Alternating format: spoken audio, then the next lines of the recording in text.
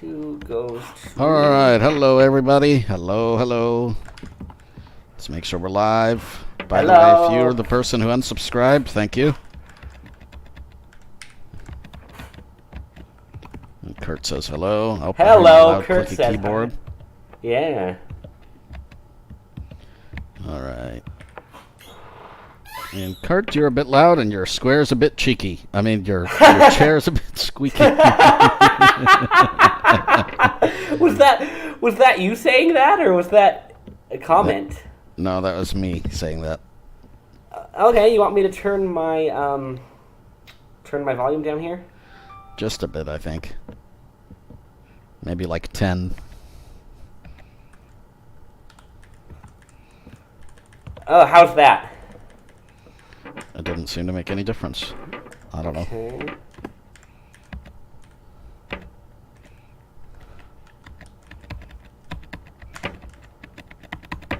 Speak. Hello. I think maybe you're okay. I don't know. Yeah, that's better. Okay, cool. I thought that was better. All right. Yeah, every time you move, too, it makes this screeching noise. I don't know. Like, is that your desk? That's my chair. I'm going to get a new one here. Oh, that's your chair. Okay. Every time you move, it's like squeak. I think it was using my laptop mic, and I had to change it over to... Yeah, it's using your laptop mic. Okay. We got to get you on... we got to get your chair some WD-40. Oh, I've done that. Oh, okay. Okay, so it should be over to my headset mic now. That should be better, at least. All right.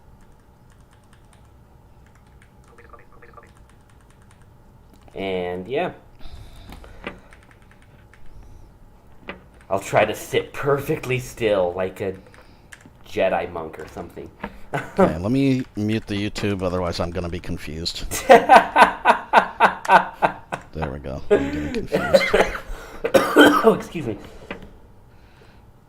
Okay, well, hello everyone and welcome. And if you're tuning in on the podcast, thank you very much. I'll probably cut out the first 2 minutes of us babbling and getting set up. If you're on the YouTube channel, thanks for putting up with us. We, we're just two very unprofessional YouTubers trying to do some good things for the world. And if you are tuning in, thank you very much. I know we jumped up by about 10 subs last week.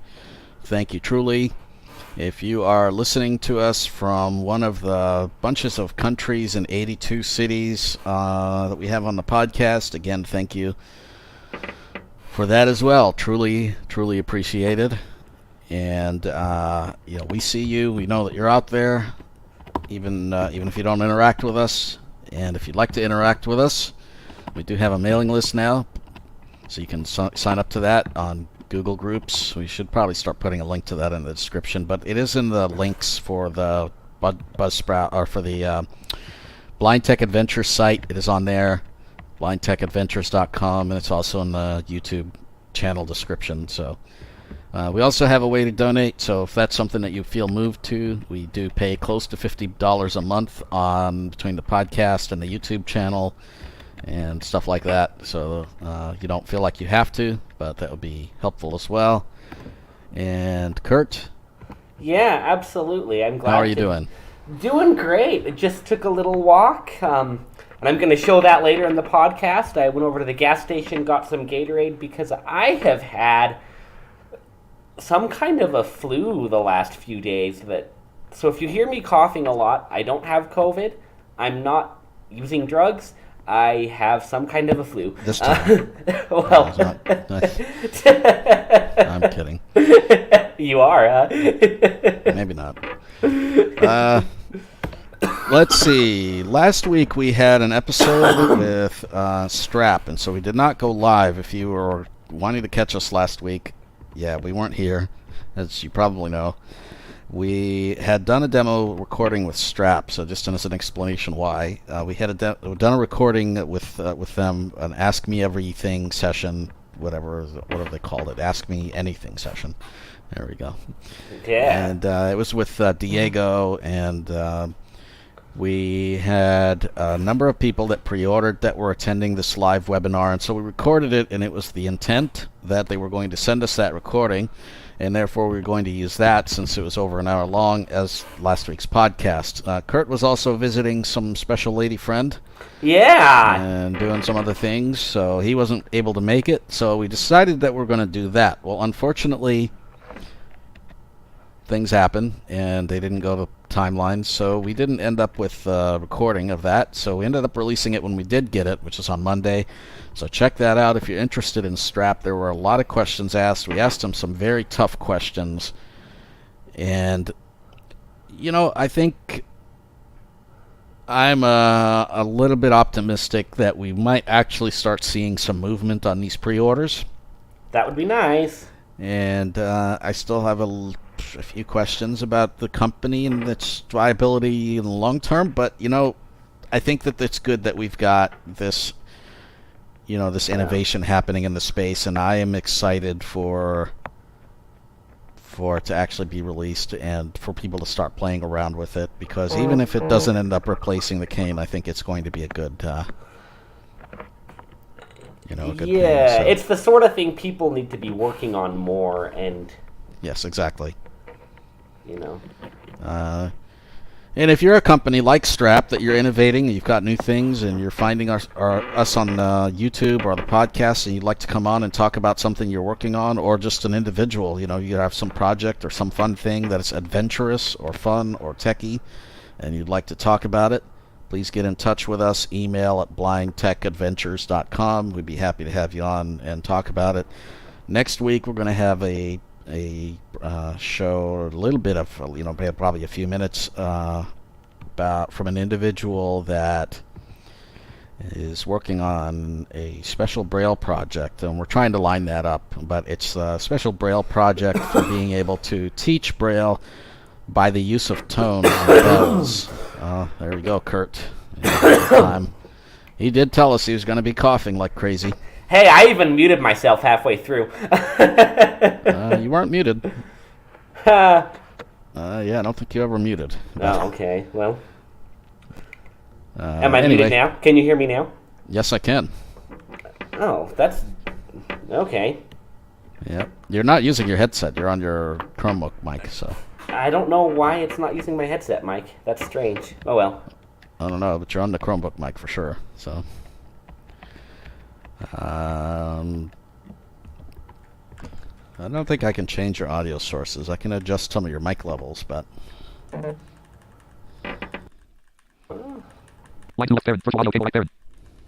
Oh, you got virtual audio cable. How's that?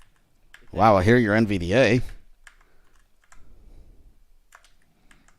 Now you hear my NV. Do you hear me too? You're very, very quiet. Start window, first window, first S, O, D, stop, sound mixer options, settings, volume mixer. Output device grouping, input device combo box microphone left parent, MMX 150 right parent, lab apps grouping, list system sounds grouping, adjust the output volume slider 100, reset sound devices volume, SL grouping, SL link. Okay, there should be. So we hear your NVDA, and we hear you very, very quietly. Text desktop list, grade 7, all control panel items, auto play link, change default settings, time link, devices, console, mail, power, remote, storage, trouble, windows, back, result, easy access, index, mouse link, programs, security, sync center, user accounts link, changes, security, maintenance, list, sound link, configure. Sound dialog. Playback property page. Select the playback device. OK button. Playback property page. Digital output semi. AMI of additional tab control. Playback tab selected. Recording tab selected. Recording property page. Select recording device load modified settings colon list. AI voice cancelling. System virtual line semi. Utility semi. Headset semi. Galaxy microphone semi. MMX 150 semi. Default device 413. Configure button mode plus C. Set default split button submenu mode plus S. Configure button mode plus space. Press speech recognition. Control panel home link. Advanced speech options. Text to speech link. Ease of access link. Audio devices link. Help link. Start speech. Set a microphone with take speech to train your computer to open the speech reference. Up and tool. Press colon. Control search. Control panel. Advanced speech. Text to speech link. Ease of access link. Audio devices link. Auto play link. Change default settings for CTS. Deviated time link. Set the date. Time. Kirt, if you want me to hear you, you're going to have to stop your screen reader because that's very loud, and I can only hear that, and you're being drowned out. Combo box line 2 left parent. Virtual audio cable right parent. Left line 1 left parent. Virtual speaker left parent. Left parent. RF AI voice cancelling output left. Speaker left line 1 line 2 speaker left parent. MMX 1. Okay, is that better? I can't hear your screen reader, but you're still very, very, very, very, very, very, very quiet. That is so strange. So now you have to adjust your levels up, like, a lot.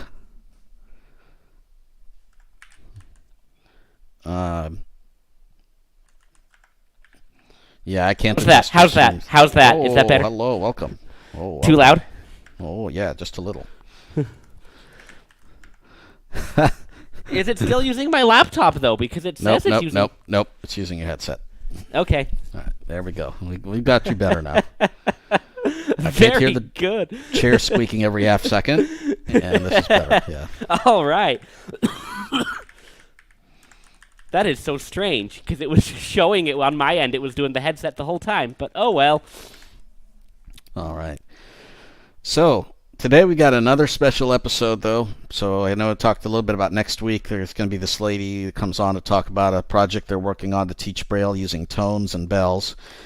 Today we're going to do another special little project. We're going to talk about the subsystem, Windows Subsystem for Linux. Talk about how to set that up and maybe go through that process a little bit. Why might you want to do that? If you're techie, it's because you want to play around with Linux, maybe without having to install it. And maybe there are a couple of apps or something that you might want to run on the Linux side.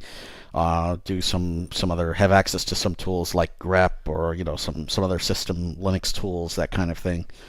If you're non-techie, it still might be fun, adventurous, something to try and play around with another operating system without actually doing much damage to your existing one. So if you find that boring, at the end of this podcast about Linux, we're going to jump to Kirt taking a walk. We're going to do more adventurous things. Yeah. And he's going to take a walk to the gas station. So we'll do more of that. We'll do some hikes and things like that. We'll just throw in some random recordings of different things. And the idea is that on these walks, they're not necessarily just walks, but we'll also talk about maybe some different tools that we're using or some different ways that we used to navigate or how we know we got to certain places or that kind of thing. That whole fun stuff. So that's the intent behind all of that. So stay tuned. Get your coffee. Get your beer. Get your whatever. Get your popcorn. Cuddle buddy. And get your cuddle buddy. And enjoy the fun, because we're about to have a good time here. So here we go. All right. We'll start out with... We've got a little bit of news here. Yep, we'll start out with the news. In today's news section, some news is from like 2 weeks ago. But it's still important to talk about since we didn't have a show last time. And in case you were sleeping, just in case you just were completely asleep and not paying any attention, this guy that maybe you've never heard of before, he's, I don't know how popular he is or famous or anything like that. He's infamous. Kind of a rich guy. He's like, he got a few $1,000s or millions or billions. This guy, he bought out Twitter. Wasn't it for something like $47 billion or something? Or is in the process of buying out Twitter anyway. Yes, but quite a high price. And his name, of course, is the guy that owns Tesla and everything, whatever, SpaceX, this guy, Elon Musk. Yeah. He's decided that he doesn't like the way that Twitter is run. He doesn't like the black hole that decisions are made for what content is allowed and not allowed and all that kind of thing. So he wants to take things into his own hands, and he bought Twitter. I'm not sure if this means that we'll get Trump back, but... oh, gosh. We'll find out. But, yeah, so Twitter will be owned by Mr. Musk. So... yeah. We've got a link that describes it. So... you can read all about it from CNBC. So that was good. Yeah. Excuse me. And he apparently is going to be the CEO for a little while until he finds someone else, is kind of the latest scuttlebutt there. So he might be doing some real micromanaging for a minute. Yeah, we'll see. I mean, he's done some innovative things with other companies, but, some questionable things too. So we'll see what happens. Guess you can't be famous without being a bit divisive. Yeah, for real. And he's certainly both. Yes. Yep. And let's see. What's this now? Oh, At&T raising prices. Uh-oh. Yeah. I feel like you would have a lot to say about that. Yeah. If you're on At&T, chances are this won't impact you. But if you're on At&T with an older plan or a plan that has... like limited data or whatever, like an older, kind of one of these older plans, then it certainly does impact you. Yeah. And I think their rationale is they're trying to get people to get on their newer plans, or at least that's how they're spinning it. That's exactly right. So we got to get you on the newer plans. And I think, for me, I don't really understand all of this. The whole, cell industry, I think, is charging way too much money. I mean, if I look at cell service in general, like, once you build out your network, it's all like, free money, basically, right? I mean, I don't know. Like that now, for example, T-Mobile and Verizon. Just as an example, this isn't about cell service. This is about internet, right? So now they're releasing home internet. Yep. And they're charging $30 a month, $50 a month, whatever, blah, blah, blah. Basically 100% all profit. Why? Because they don't have to build out. They're not building out a separate network just for internet. And like the cost of your phone plan, like how much does data actually cost? It's very, very, very cheap. Just a hint, yep. TLDR, very, very cheap. So how much does a gig of data actually cost? And then also, we've got MVNOs in the space that are charging half the price or less for as good or better service. One example of this is US Mobile. They're what they call an MVNO. They're just a smaller piggyback company off of Verizon, for example. So if you have Verizon, pay attention. This is the time for you to pay attention. US Mobile will offer you an unlimited plan, fully unlimited, everything unlimited, with up to 75 gigs of data before it gets deprioritized, which is, by the way, higher than most of Verizon's plans. Yep. The same level of priority as Verizon customers. You get to, I think if you pay like $5 or $10 more, you get to use that data for hotspot. So you get hotspot data. You get, they're working on like things like international calling and all these other things. So they've got a lot of these features, all these things like Wi-Fi calling, blah, blah, blah.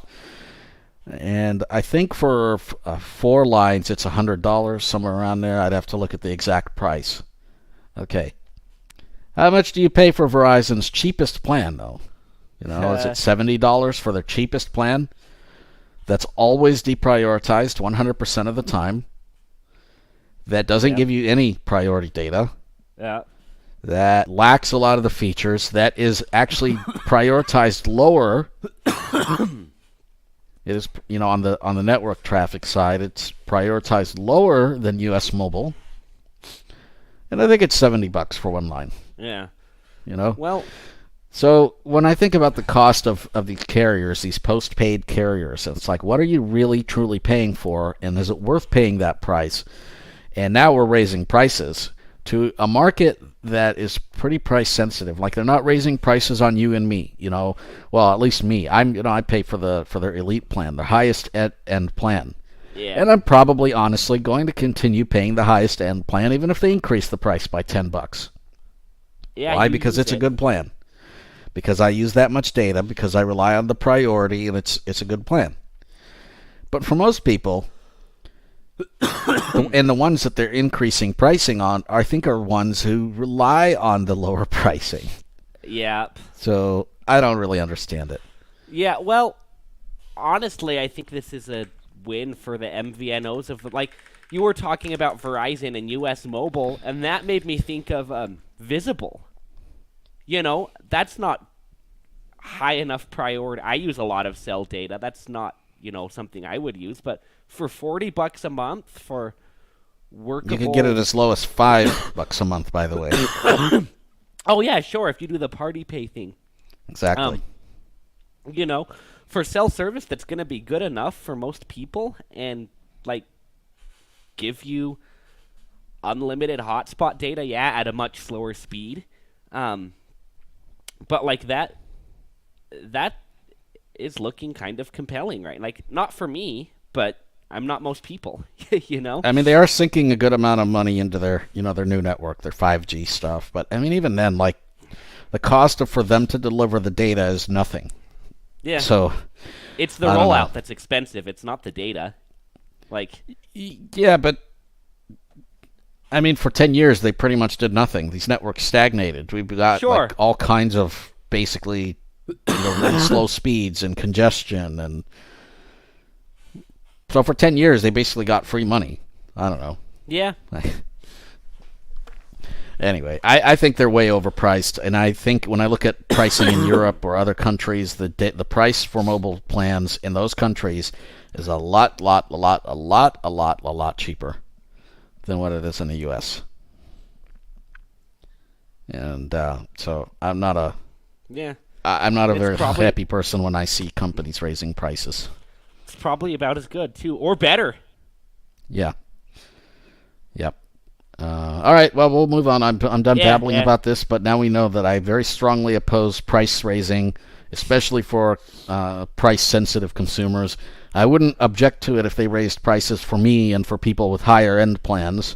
Yeah. Although the prices are still too high, but people who are paying for higher-end plans can afford to pay another $5 or $10. Yep. And I wouldn't also be opposed for them lowering the overall price if they removed half the perks that they have that most people don't even use. That also get put into your price. So, imagine if they gave you this unlimited elite plan for like $20 off because you're not getting HBO Max and this and that and the other thing, whatever else they give you. But anyway, T-Mobile expanding their fixed wireless business to compete with cable. Exactly what we were just talking about. Yep. And this is a very biased press release I found from T-Mobile itself, so read it with a grain of salt. But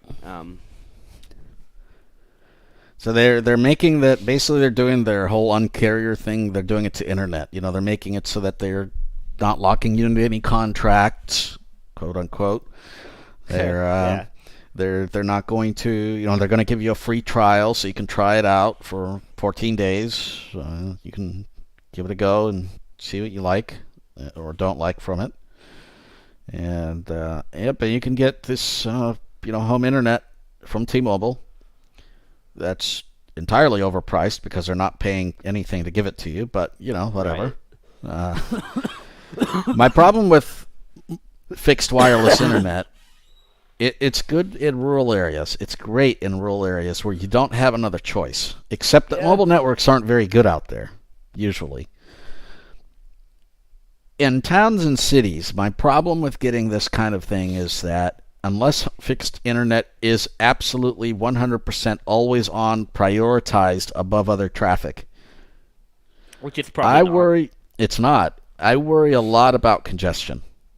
I worry a lot about the day where you get on the internet and your kid's needing to do a Zoom call or you have some meeting for work and it just happens to be the time when people are commuting home or whatever and everybody's on their phones. And so your data just tanks. I worry about a lot of that. I worry about the lack of access to a lot of the tools that most people use on routers, because these network routers that the T-Mobile gives you are pretty locked down, so you really can't do that much with them. Right. Which for most users may not be a problem, but I still something to consider. You want to do. So the quality of the signal, the quality of the service and the traffic and that kind of thing. I don't know. It bothers me. And they don't have the best routers either. They don't. They have really bad routers, and then of course you never really know if when you get it, is it going to reach into your home. One tip I'll give you is if you don't have very good cell signal in your house, chances are the router is probably not going to do much better. They do have maybe a little bit stronger antennas for transmitting or receiving power, signal, but I don't know. I'm not a fan of fixed wireless. I think AT&T is right to be focusing on fiber. Just as a disclaimer, they are one of my carriers, but I'm just not a fan at all of fixed wireless. It's a power play to make money from the carriers, just a way for them to basically do very little work and get a bunch of money coming in. And I don't I don't like it. It's not good for mobile network.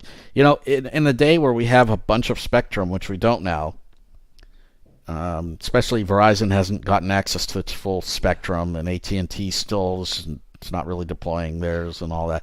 In the day where the carriers have a bunch of spectrum deployed and we don't run into congestion issues, maybe then I can kind of see it, but I don't know. I don't see us getting there, and millimeter wave is just not penetrating into buildings and stuff as much. So, right. And most people don't have it. No. So, I guess the counterpoint to that though is, if you live somewhere where, like, your other choices are DSL or satellite, absolutely, then you get mobile, 100%. Mobile runs circles around all of those. 100%. I don't disagree. But cable is expanding. Sure. And fiber is expanding. Sure. And, I don't know. I would almost take SpaceX, SpaceLink, or whatever it's called. What is it called? The Starlink? Starlink, yeah. There you go. I'd almost take Starlink over fixed wire. I'm just not a fan. I'm not a big fan of... You're not guaranteed any speeds. You're not really even given a very accurate maximum speed that you might receive. Yeah. Like, they kind of give you kind of this ballpark number that maybe you'll get, maybe you won't. Damn. I'm not a fan. I'm really not a fan. And I think it is the trend. People are getting into it, and if it helps them save money and it helps cable actually compete in that way, I think it's great. 100%. I mean, if you want to talk about cell service being overpriced, how about cable internet? Cable internet is overpriced, but the reason they get away with it is in many cases no one else is in the area to compete, or you live in an apartment where they're not allowed to compete. Yep. I have that trouble here. Where I live, it's Comcast, or I still have AT&T DSL, but that's not going to be around for long. Yeah, you don't want that. And I don't want that anyway. I tried it, actually, because I don't like cable at all. Although right now my cable connection is very stable, and I'm getting over 1,200 megabits down on Wi-Fi with cable. But I'm still not a big cable fan. Nonetheless, I think cable is for the people that exists, is kind of the only option, and so these companies can get away with doing silly things like raising a bunch of people's price and doing the whole... And they haven't had to compete. I'm hoping that we will see the end of the 2-year contracts. I'm hoping that we'll see the end of we'll lock you into one price and then magically increase it next month. Right. I'm hoping that cable will actually step up and compete. I don't know that they will, and that's just because there's not really... We don't have any mandates that requires competition. So, and until we do... And the thing is, right out on my street, on my very street, I have fiber. But AT&T wants the complex to pay to install it in the complex. And so therefore, it's not actually in the complex. And I can pay Comcast, I can pay them like $1,000 or whatever to come and do basically fiber to my home through cable. And that way I can get their 3 gigabit service. Yeah. But that's $300 a month. Wow. And there is absolutely no reason for anybody to be using a 3 gig service right now, since most servers won't even give you your theoretical speeds at a gig. Yep. Like, gigabit internet is more than most people need. So, yeah. All right, let's see. I'm just doing a lot of babbling today. At this rate, we'll never get to anything. It's already 6:30. Oh, wow. Blind Square has been updated, so if you have Blind Square, it's been updated, and they're working on things like directions and other things. So, support for Bluetooth. I thought they already had support for Bluetooth hearing aids. But anyway, got support for Bluetooth hearing aids. Anyway, check out Blind Square. One of the better apps on the iPhone, I would say. It's not an Android app because they haven't seen any reason to bring it to the platform. But it is on the iOS side, and one of the better apps, I would say, on the iOS side. Although I don't know if they're still only relying on Foursquare maps, and if that's the case, the reliability might be questionable depending on where you live. So Like here in the Bay Area, it's great, but that's because there's tons of people out here. So.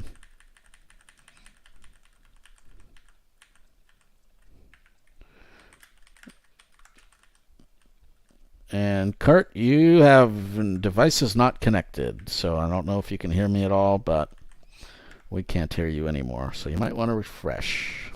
Sorry there, Kirt.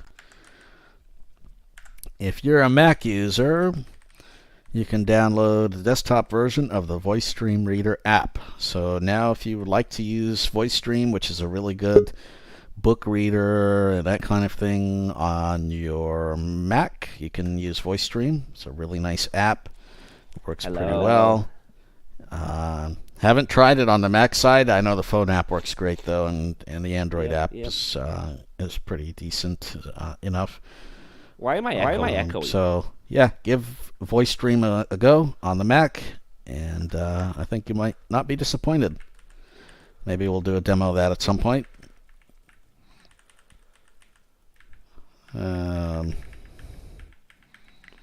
Kirt, it says you're back, but man, I can't hear you. I don't know. You might want to try refreshing. Maybe your audio sources got changed again. How's that? I can hear me.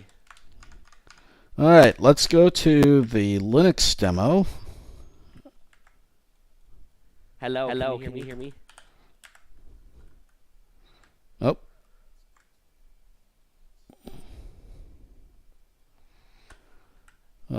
Hey, Kirt. Hello. Are you there? I'm here. Kirt, can you hear me? I can. Hi, can you hear me? Yes. Okay, well, you are echoing. Let's see. Oh, that's because I'm... Where am I hearing you? Speak again? Hello. I can hear me too. It's very strange.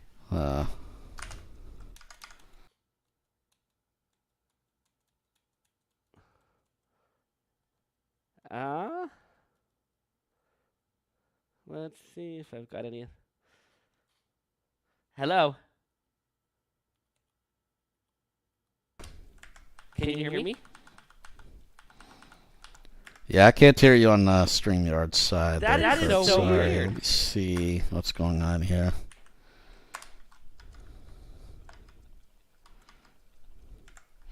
Ah, I see. There we go. Was it something I screwed up? Nope. It was something I screwed up. Oh. Alrighty. Well, my audio source actually got somehow changed to line 1. Not sure how. Yep, StreamYard's done that to me a couple times. Okay, but now you're quiet, so now I have to make sure. Huh. I have to see if that's my side or if that's the YouTube as well. Yeah, you seem quiet on the YouTube side as well. All right, let's go back into my levels. How's that? Is that any better? Yes. Okay. Cool. Yep, that is definitely better. All right. Of course, on the podcast side, you won't notice any of this because it'll just all be leveled out. There we go. That's what you all get for watching us on YouTube. Yeah. All right. Well, there we go. So we talked about the different things. We did. Now we're wanting to do Linux land in Windows. We'll do Linux land in Windows. So Kirt, do you want to pull up a guide and guide me through it? I can. Yeah, we can do like a training session. Or you can just tell me what to do and I'll do it. I'll push the buttons. Let me get NVDA set up. Mr. Kirt's going to teach me how to set up, even though I already know how to. All right, this will be fun. Yep, we're going to set up the thing for Linux. So. Okay. I got this Microsoft guide pulled up here. Hopefully they know what they're doing. Okay, let's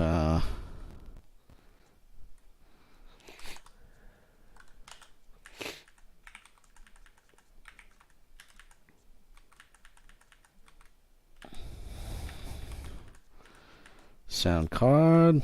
Oh, yeah. Leading menus. StreamYard, camera or microphone recording. Google Chrome Canary. Main region. All right, can you hear my JAWS? I can. Good. So we got JAWS. We're actually going to use JAWS since a lot of people wonder why we don't use JAWS more. Fair. All right, so now what do I do? How do I get this? I think I have to go to the store first. Oh? Well, what do I do? So it's looking like you need to go to the Windows command prompt. Or Okay. PowerShell. Command prompt. All right, so let's see.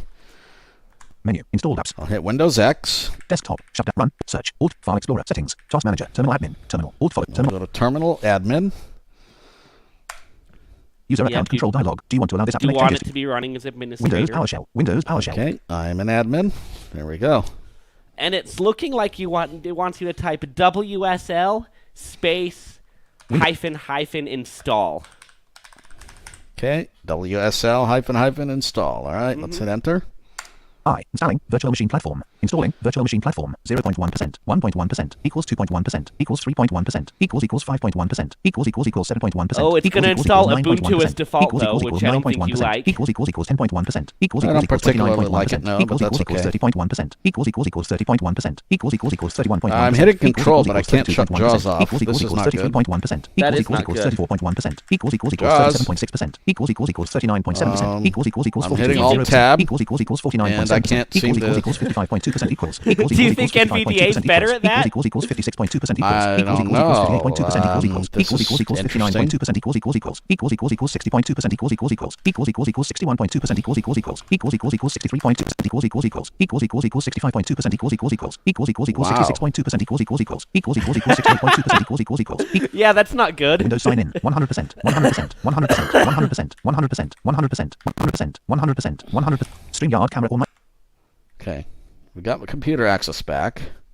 Administrator, StreamYard, Google, downloads. Wow. Audio repeater, audio, JAWS updates available. Administrator, Windows, JAWS update, JAWS, don't alert me to these notifications. Yes, but no button. Alt, No, I don't desktop, want to folder. update JAWS. Administrator, Windows, StreamYard, Administrator, Windows PowerShell, Administrator, Windows PowerShell, Windows PowerShell.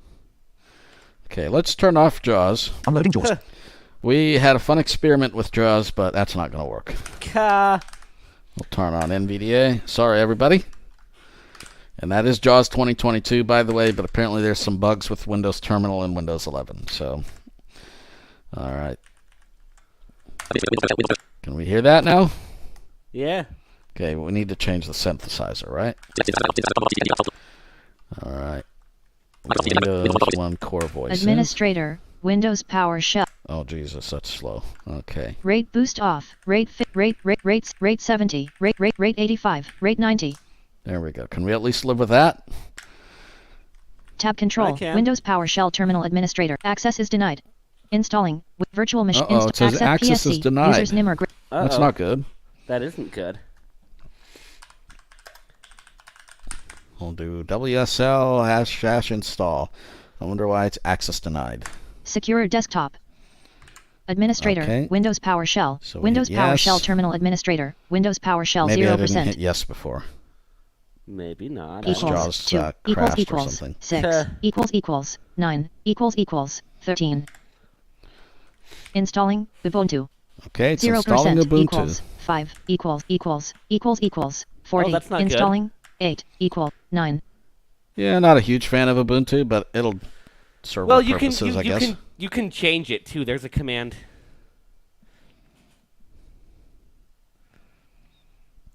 It might serve our purposes. Bottom. The requested operation is successful. Changes will not be effective until the system is rebooted.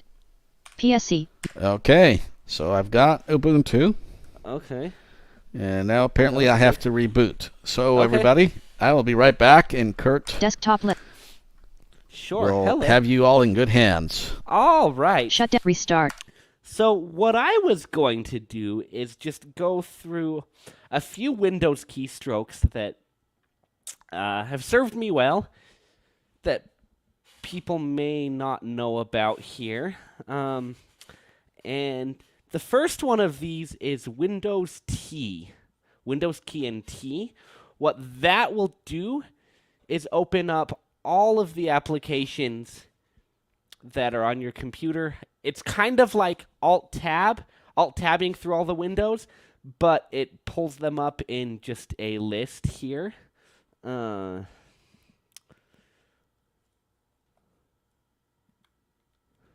then you can just do left and right arrows to move through those open apps. And then press enter on the one to open. So it's a little faster way than alt-tabbing through a bunch of windows. And sometimes if you've got like a Bluetooth keyboard going on, holding down alt and then just pressing tab doesn't always work to cycle through more than like 3 windows. So that's a keystroke that I find useful here.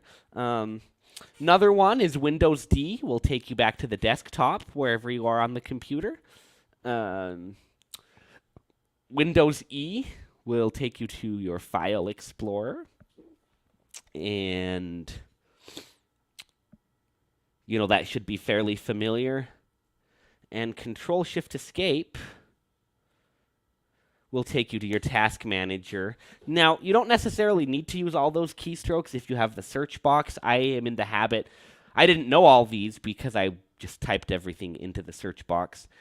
But that's definitely, those are some options that you have as well.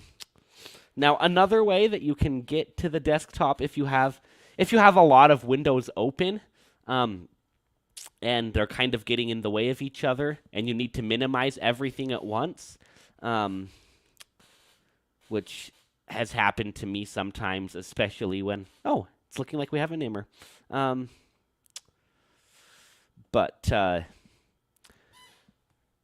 You know, it's happened a few times, like when I'm screen sharing a Zoom call or something, and there's so many windows open, and I want to just start with something fresh. I can do Windows M to minimize everything to the bottom of the screen. And, you know, that's just getting you started with Windows keystrokes. Of course, you've got your Shift F10 for a right click, which I have to use a lot on my end because I've got a laptop that doesn't have an applications key. Let me just make sure everything's still going here.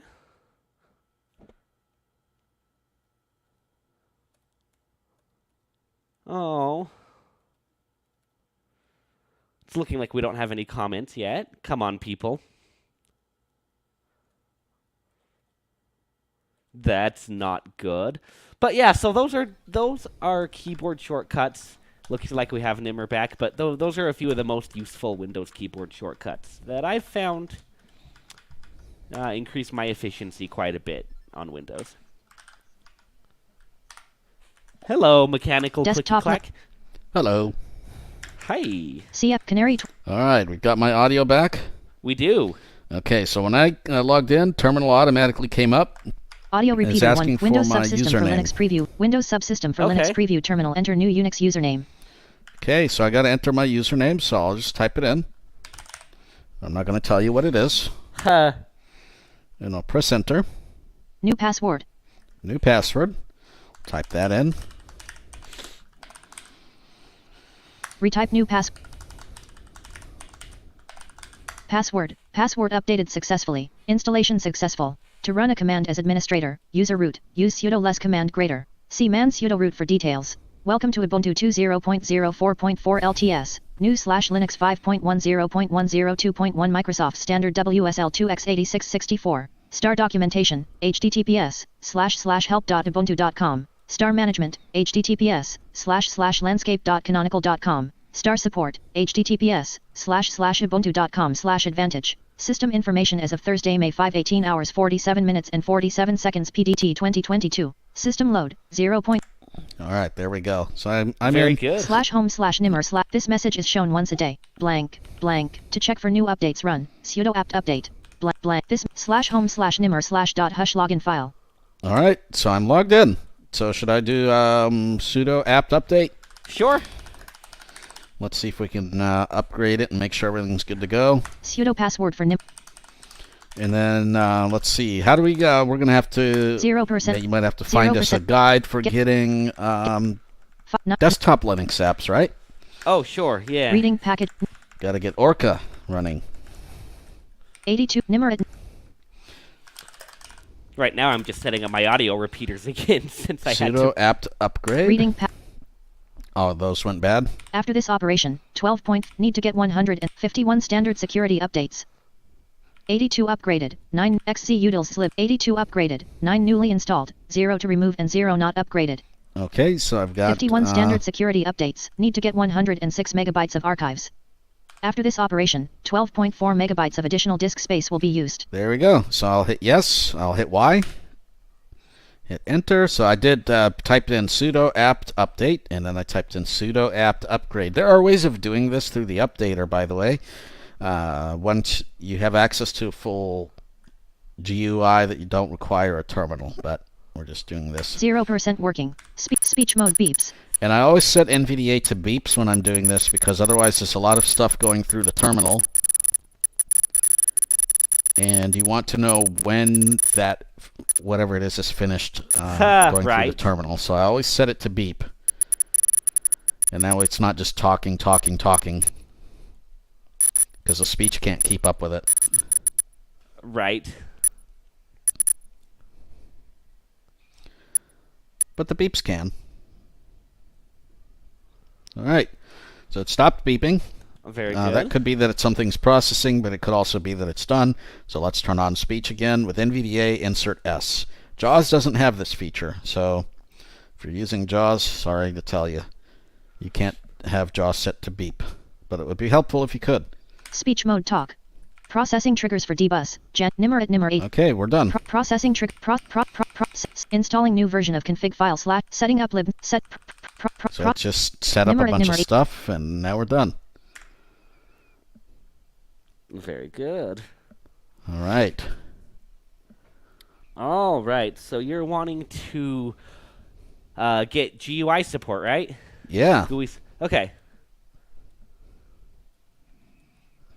Okay. All right. So you're going to want to open up a PowerShell window as administrator again. Yep, that's where I'm in. Okay. I think I'm in the Linux prompt anyway. Okay. I don't know. So if it's saying you have to do this in the PowerShell side. I don't know if you can do it in the Linux side. Oh, okay. What's the command? WSL --update. Okay, let's see. Installed desktop run file setting task terminal compute terminal admin secure desktop. Yes. Windows terminal Windows. Okay, WSL update. Checking for updates. The most recent version of Windows Subsystem for Linux is already installed. PSC use. Okay. All right. So then you're gonna want to do. You're going to want to shut down the virtual machine, so it wants WSL -- shutdown. PSC, users Nimer greater. Okay, bye-bye. All right. And then... So it's you can't download a whole run desktops like GNOME or Mate or whatever. But... So you already did the sudo apt update. Yep. So it's looking like whatever app you would want to do, it would be like sudo apt install orca-y or -y. Well, okay. Am I missing something, do you think? Is there something you have to do first? Yeah, I'm not sure that it'll run, but we can try it. But first I have to restart the Oh, well, sure. virtual machine. So I don't know why we shut it down, but... Well, they told us to. They told us to after the update. Invalid command. Okay. Nimer at Nimer HP laptop /mnt/c/u. There we go. So I started it up. WSL starts up. Very All good. right. Now let's do what? Sudo apt install.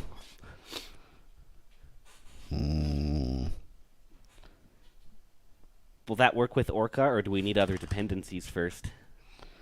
We probably need other dependencies. Sudo password for Nimer. But let's see what happens if we do that. Reading package.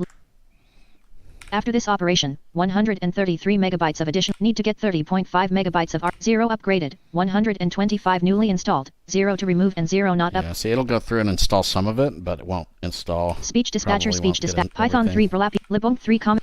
All right, let's hit yes. Get 1 HTTP, get 20, get 50, get 80. 100 per. Selecting previously. Wow, that... Selecting previous 5. Speech mode off. Speech mode beeps. There we go. Yeah. That's going a lot faster than it did on my Chromebook. Ha! Oh, yeah. But I also have gigabit, so. Sure. All right. Well, is it done? Let's see. Speech mode talk. Processing triggers. Nimer at Nimer. Yep, looks like it's done. Okay. All right. So what happens if you start NVDA and Orca at the same time? I don't know. Okay, let's find out. I don't think it'll actually launch. Traceback. Most recent call last. File /usr/bin/orca. Line 272. In less module greater. sys.exit. Main. File /usr/bin/orca. doesn't sound Line good. 269. In main. Return orca.main. File /usr/lib/python3/dist packages/orca/orca.py. Line 742. In main. Init. Registry. File /usr/lib/python3/dist definitely have some errors. packages/orca/orca.py. Line 550. In init. Quite a Load bit. user settings. File /usr/lib/python3/dist packages/orca/orca.py. Line 427. In load user settings. Store smod map. Orca modifiers. File /usr/lib/python3/dist packages. All right, let's shut him up. Killed. Huh. 18:55. Killed. File not found error. Error no to no such file or directory. Raised child exception type. So Error yeah, no what number. do you- File /usr/self.execute. Now on my 18 Chromebook, I got around this by Killed. installing all the Nimer- GNOME packages and happened to have it, but I don't know. There's probably a better way. Well, let's see. What happens if you install GNOME Desktop? That's what I did on my Chromebook, and it made Orca work. Reading package. Unable to locate package GNOME desktop. Uh-oh, there's no GNOME Desktop. Reading It was state just information. And Fedora, it's GNOME Desktop. Okay. Nimer at Nimer. R. Reading packet 0 upgraded, 853 newly installed, 0 to remove and 0 not upgrade. Okay. After this operation, 1,752 megabytes of additional disk space. Need to get 487 megabytes of archives. All right, here we go. Let's hit Y. 0% working. Speech mode beeps. That sounds funny. Yep. Yeah, I'm pretty sure Orca won't really run without a desktop. I might be able to get Emacs Speak to run, though. Oh, yeah. What about Mate or Mate? I don't know the right way to say that. Is What that about better? Mate? Is it better? Yeah, Mate works fine, but you still need to install that desktop. So, man, you know, that's something else we can always install. And so apparently you can't actually run the whole desktop GUI. You can run the desktop apps, though. Some of them, Sure. a good amount of them. Sure. Yeah, and that's exactly how it was on the Chromebook, too.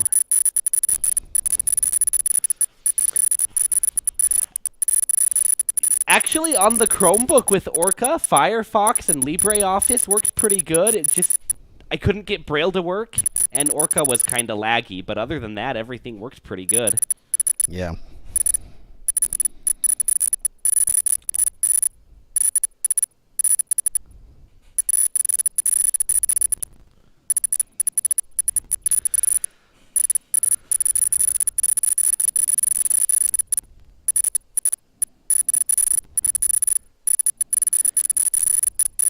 This All right. machine's got, what, an i7H processor or something like that?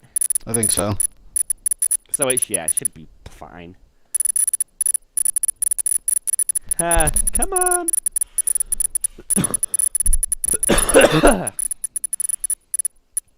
That's installing 2 gigs of packages. It has to extract them. And... Right. All right.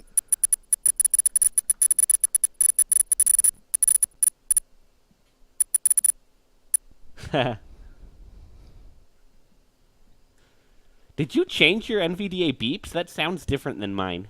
Nope. Speech mode talk. Processing triggers for Nimer at Nimer. All right, we're done. Processing Okay, that was actually not that bad. That was cool. Yep.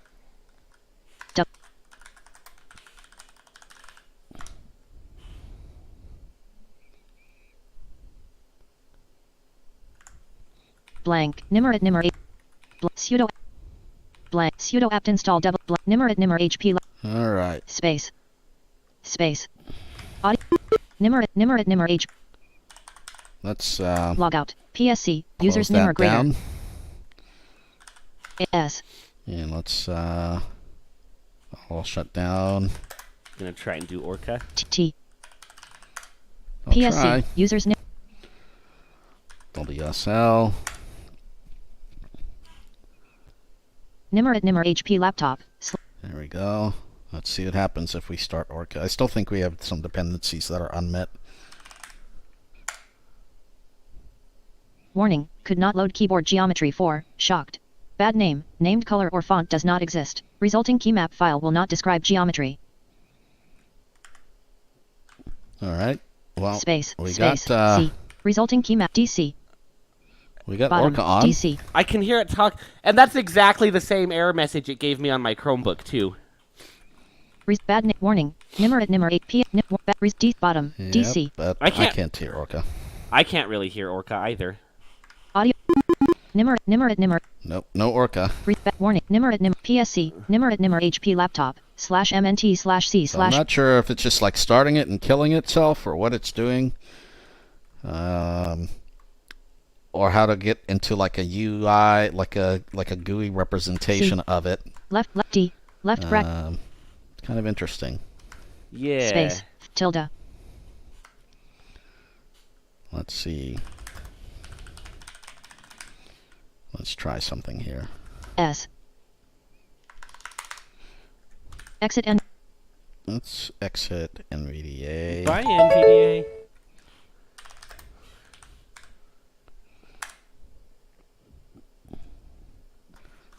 All right.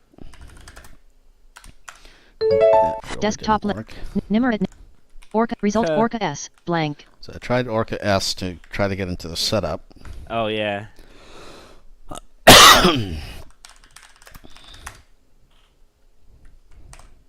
Z 1 plus stopped Orca. Nimer at Nimer. There, I just killed Orca. I control Z. But what happens if now Exit I N. do Exit. Orca dash S? No? Hello. Okay. Guess it doesn't like that.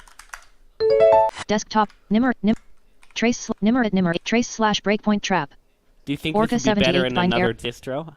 Blank Nimer at Nimer HP Not really sure. blank Orca 78 bind error *** 19 I don't really know if anybody's ever gotten 16. Orca running in WSL. Trace / breakpoint trap Nimer at Nimer bottom Let me Google it. sudo reading the following Y Nimer at Nimer 0 up Y Untitled document 1 Gedite Ubuntu. Well, we have Jedit open. Oh. Nimer Ha. star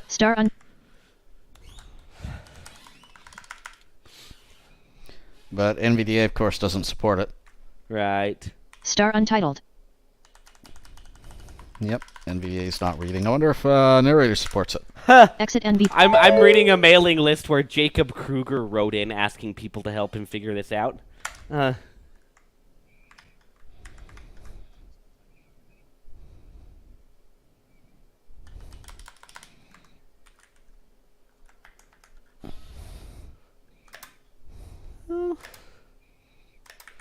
Yeah, so it should work with WSL2, is what people are saying. Star Nimer. Star Untitled. Okay, let's see. Well, I can't close out Jedit, so Jedit's just stuck there. Z. Nip. Star. Nimer. Okay. Reading. Apparently, Alt Windows S is supposed to start it, but if you can't start it from the terminal, I don't know how that'll help you.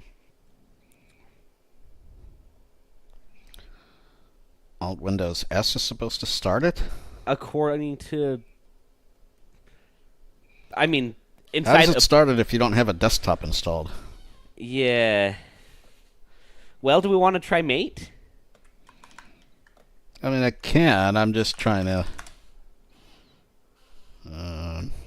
Nimer at Nimer bottom. Nimer at Nimer H. Let's see. Or do you have to want to build it from source?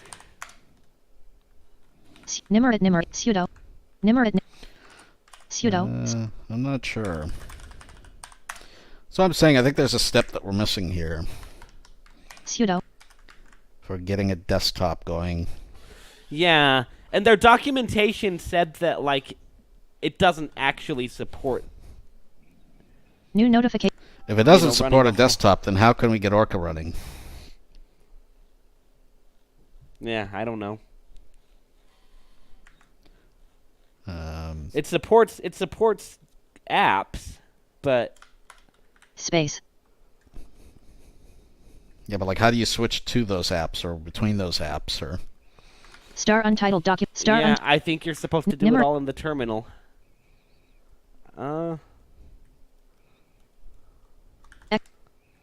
But I don't know. yeah, I don't know either. No, let's kill this Desktop. terminal, I guess. Star. And we'll try Nimer- again. So, let's see.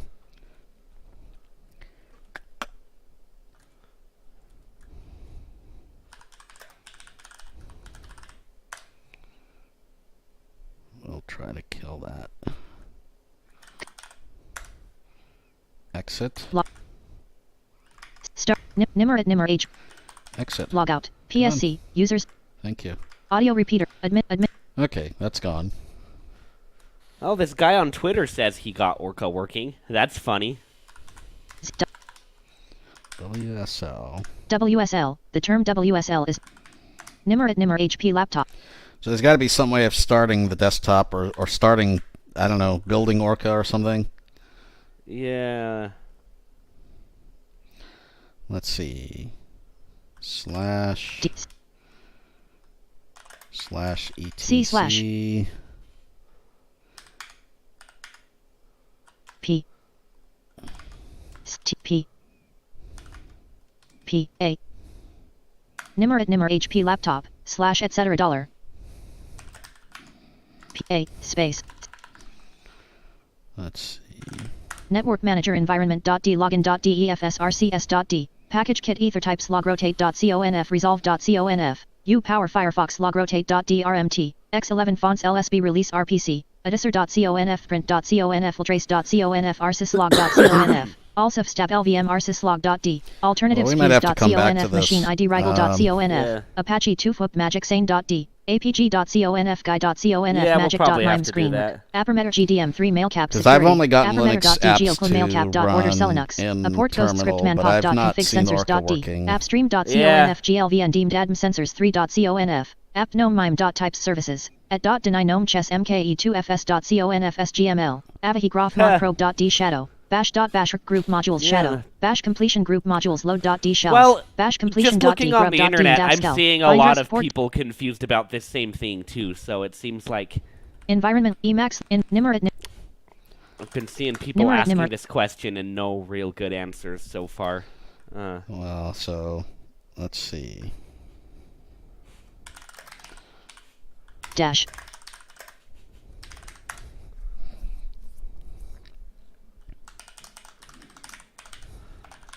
I'd sudo have to password assume it should work though if you can run other. abort like- Nimer at other GUI apps, I think. Reading package list. After this operation, 5,000. Reading Oh. database, 50%. What are you installing now? I'm not. I'm removing Orca. Oh, okay. Nimer at Nimer 8.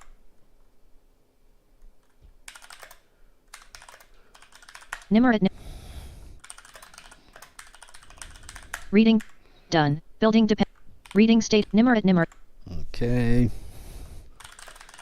I wonder if I need to comment the.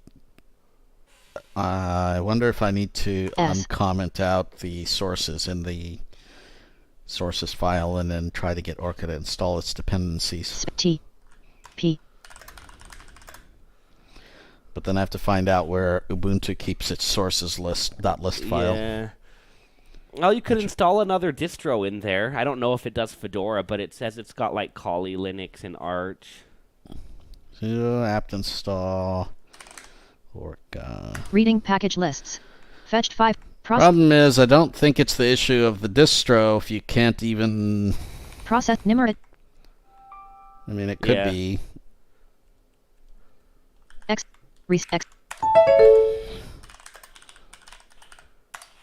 Yep.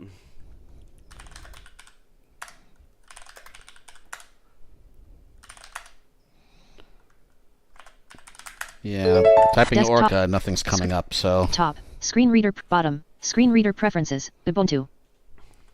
So I have the screen reader preferences, but Orca's not actually speaking. Nimer at screen Yeah, reader that's preferences. not good. Ha. So Nimer that tells me, I wonder if... Z. 1 plus. If... Screen. Nimer at Nimer HP. Screen. What does she call it is working? Nimer. Like Pulse Audio? Yeah, or... Speech G dispatcher. streamers. Oh, sure. or- Let's see. Failed to connect to speech dispatcher. Error. Can't connect to Unix socket /root/.cache /speech dispatcher /speech.sock. No such file or directory. Autospawn failed. Okay. Speech dispatcher refused to start with error code, stating this as a reason. Nimer at Nimer HP. So we have no speech dispatcher.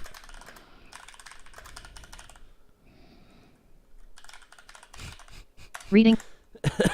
Nimer at Is this kind of thing normal in Linux land to just have to be like, oh, what happened? read the following. 0 up. Nimer at Nimer. Use sudo. No, typically stuff works. I mean, there is some of this, but typically stuff just works. Spice client glitch. You know, with most distros, you install them, you get speech. So the fact that this isn't working tells me there's something else happening, and I'm not sure what that is. Let's see. New notification from Google Chrome Canary. I wonder how I can restart this Linux thing. A. You mean uninstall or install another distro or... No, I want to restart. System has Oh. failed to Nimer at Nimer 8. Failed to connect to bus. Host is down. System has not been booted with systemd as in its system. PID 1. Can't operate. Can't operate. Nimer at Nimer Oh, 8. good. 0 upgrade. Nim bottom. So I did shut down /R to restart, but it doesn't seem to like that. So E. how do I force this thing to restart? Oh, let's see. There are Nimer at Nimer 8. There are stopped jobs. There are Log out. There are stopped jobs. Log out. Nimer at Nim. Log there. Nimer. Log. E. There, Nimer at Nimer H. Exit. Come on. Log out. PSC. Users. Okay, we're back in that, but I don't know if that actually killed it.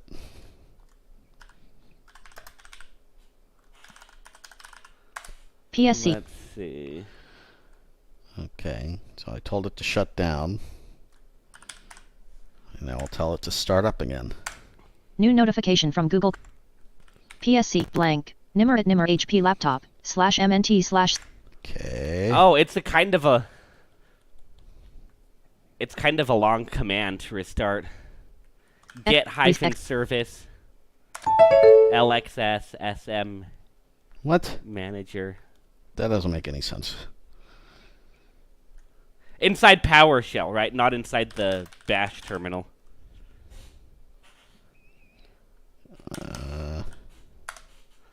I don't know if you should be able to do it from in the bash terminal, shouldn't you? Oh! Is that Alright. Orca? Yeah, that's Orca. There we go.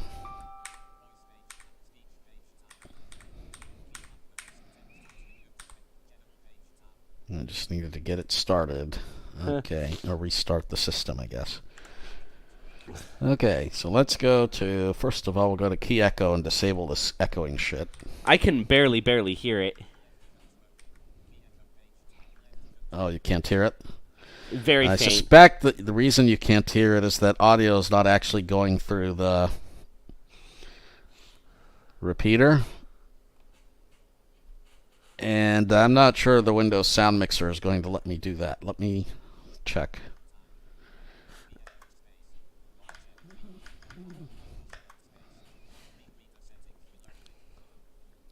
Okay. Let's just see.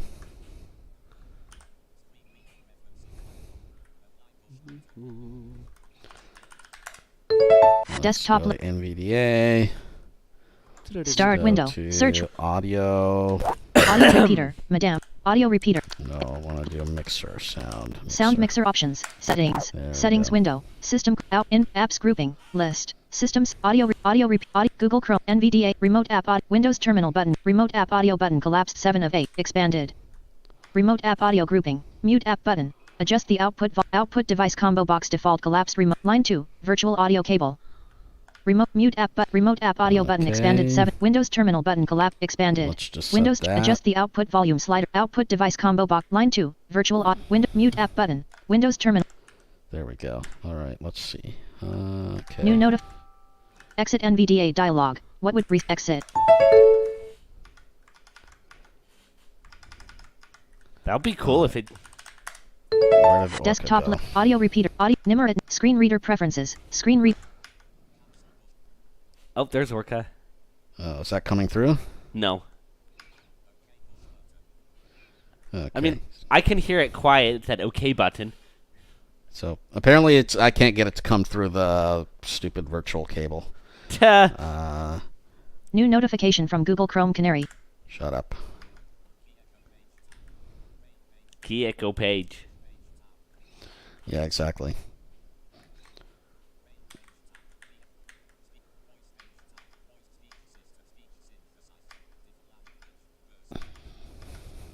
New notification from Google.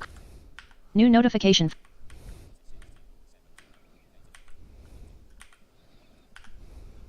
It's like I can hear it, but it's very quiet. I think it's being picked up by the feedback from my headphones.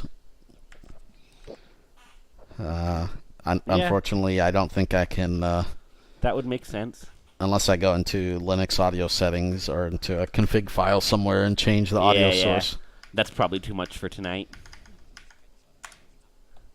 Audio repeater 1.60.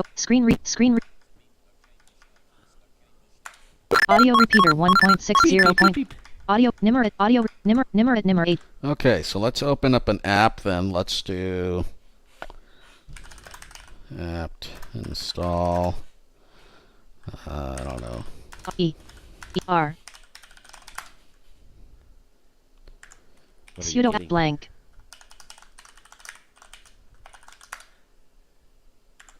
P blank. PUU. P.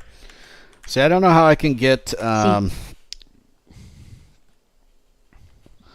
New notification. Like Orca is almost running in its own process in the terminal. Yeah.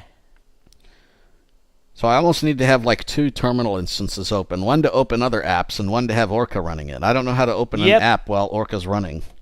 Yep. You can have Orca run in the background. So like when I did this on the Chromebook, if I did Orca and then the ampersand, then it would stay open. I'm not sure that it is going to do that here, but 100 that was the only kind of workaround I ever found for run it. Orca blank. Run Orca replace to replace that process with a new Nimer at run blank. And star.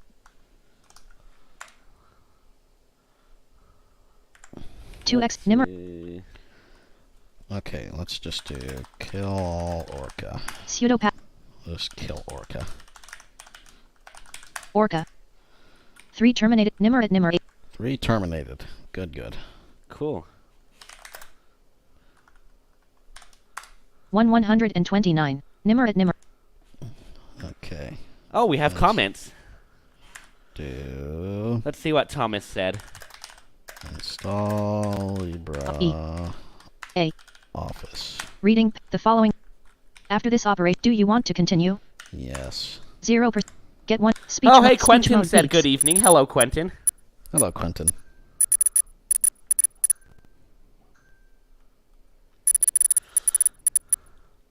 The word nerd 51,208 What is is that?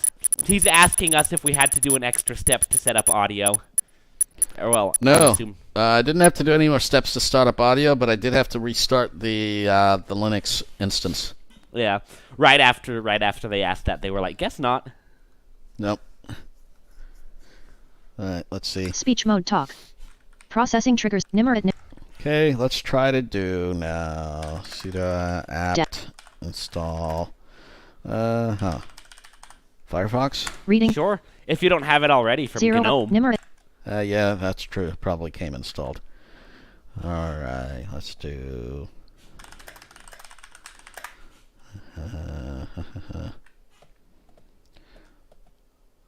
space.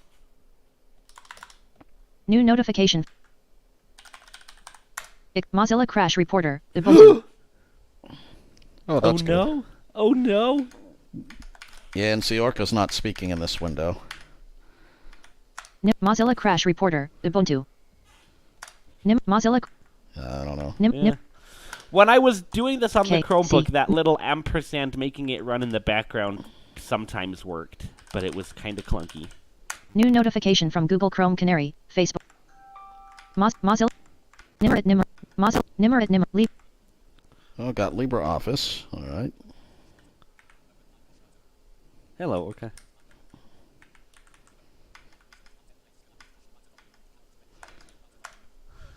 Today. 2/222. New notification. Untitled 1 LibreOffice Writer. Ubuntu. All right, so we have got LibreOffice up. Hello, this is a test. Okay. So now let's see if we can get into the menus. Pane. New note. Pane. Pane. Pane. Yep, looks like we can. Pane. Pane. And of course, NVDA keeps saying pain, Yep. because being a pain. But Firefox isn't working, and that might be because it's in Ubuntu as a container app, and I don't know what version of Ubuntu they have. Probably. But the newer versions of Ubuntu are set to run in containerized apps. That's causing issues at the moment, so So you'd want to switch the distro over to something else. probably. Pane. Untitled 1 Lib. Let's see. Nimer. Let's try to open up. Shall we open up Audacity? Sure. Audacity. Oh, I probably need Z. 2 plus. to kill that. Nimer. Reading pack. After that, do you want to continue? Yes, let's 0%. install that. Get 3 HT. Get 12. So we're Selecting. installing Audacity. Selecting. Processing triggers. Nimer at Nimer HP laptop. Process. Nimer at Nimer 8. Untitled 1 LibreOffice Writer. Ubuntu. Welcome to Audacity. Ubuntu. So are these just Untitled showing 1 up as LibreOffice things you Writer. can alt-tab between, like in your regular windows, or how's that working? So Audacity is Ubuntu. working. Let's see. Untitled 1 LibreOffice Writer. Untitled 1 LibreOffice Yes, Writer. you can alt-tab between them. You certainly can. But That's Orca kinda- is now not working in the LibreOffice window. Audacity. So, That's Nimer at not Nimer good. HP. yep. Not good. not Untitled 1 good. LibreOffice. Nimer. Untitled 1 Libre. So yeah. Audacity. Ubuntu. Very good. Very So that's good. working. Untitled 1. Nimer at Nimer H. Nimer at Nimer. Let's see.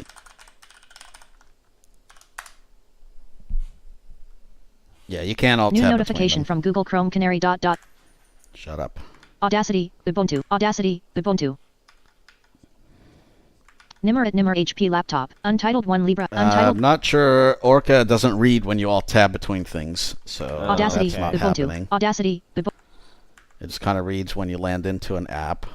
That's great. Okay. Orca seems to be quite limited in here. Like, you can do things in some Linux apps, but it seems to be pretty limited here, and that's just going to be limited until because I need to look at Windows 11 because I'm pretty sure that you can run GUI apps and run even like a more full desktop or If something like that. Audacity. If there's a better way, that would be cool. Exit and exit. Okay, so in order to use some of the numpad commands, I had to turn off NVDA. So there's that. That's fun. But now I can't switch windows without Orca not reading. So Yeah, that's not good. nope. Right. Desktop. Okay, well there Audacity. we go. Also, Alt F4 doesn't seem to work, That's great. so I'm not quite sure how you close anything in here. Untitled 1 Libra Office Writer. Nimer at Nimer HP laptop. Nimer at Let's just kill this. C. Nimer at Nimer HP. We can be done with it for now.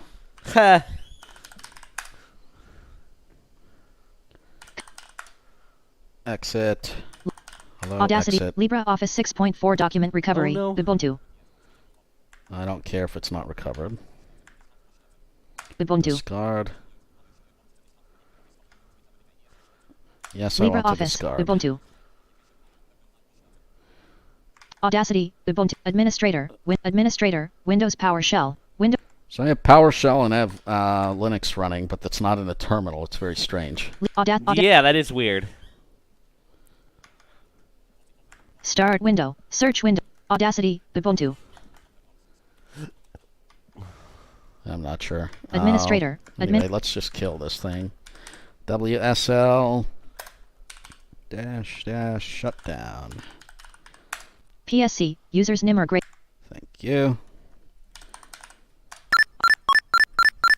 Select. Audio. All right. Microsoft. So the next thing that we're going to do is Kurt's going to play his recording. Yeah.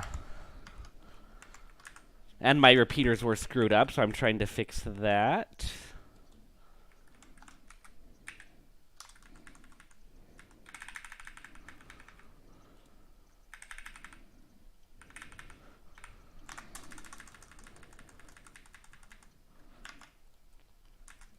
Oh, are your repeaters still broken? Yeah. Oh, what's wrong with them? I can always mute. You can just do screen share. Yeah. We could. Let's see. Now I have to do...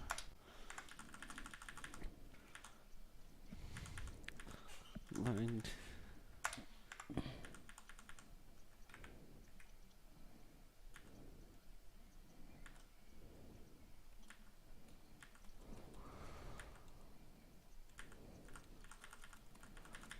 Okay. Let me just see if this didn't work, I'll do a screen share here, but... Oh, yep, okay.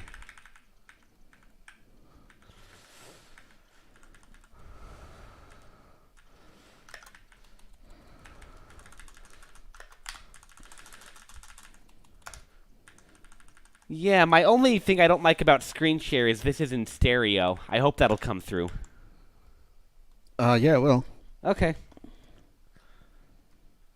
Alright, so let's do a screen As long as share. you have stereo checked. I do. Okay.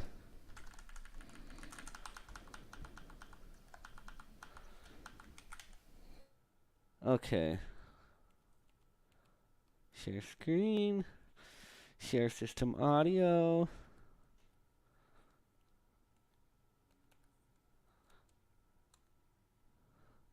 Entire screen. Share system audio.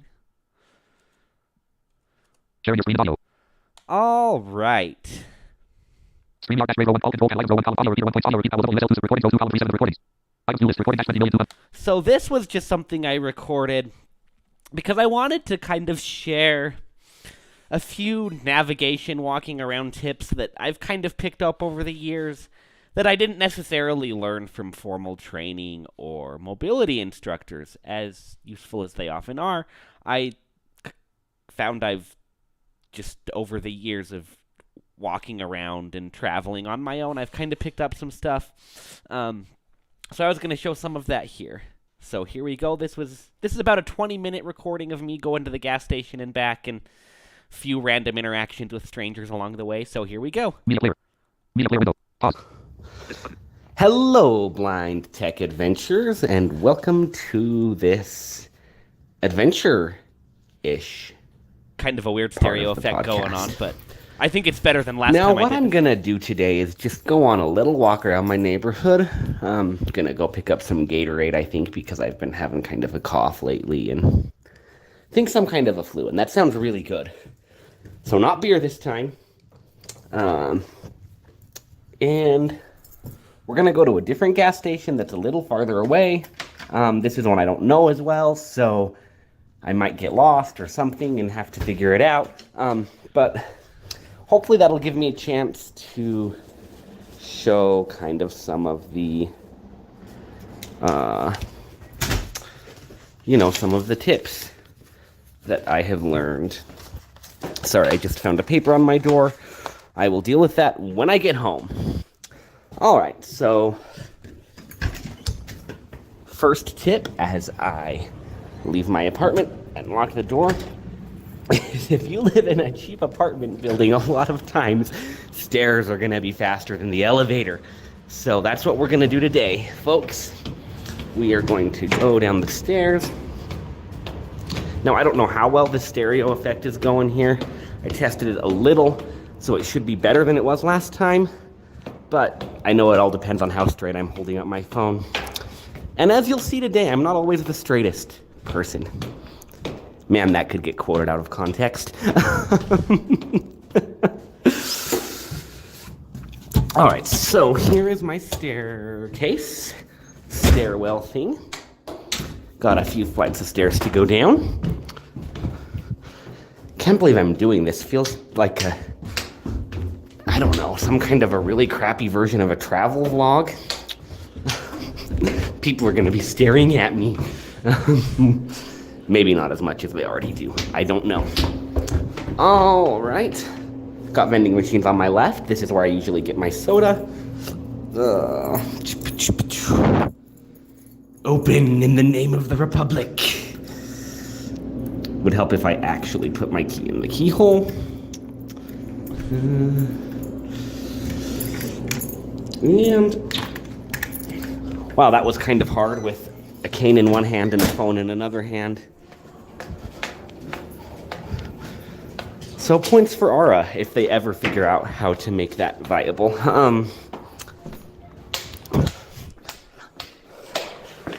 guess this would be easier to do if I had both hands free. All right, so here's my apartment complex front door. Don't know if you can hear these cars moving in front of me. But that's definitely something that was a good tip I got from a mobility instructor. Was one time I was very nervous and new to walking around.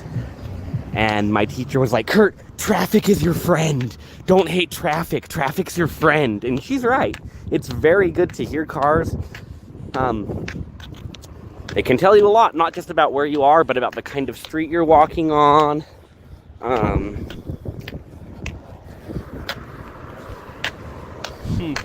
You know, it's you know, I suspect most of you are aware that that's a good tool to have.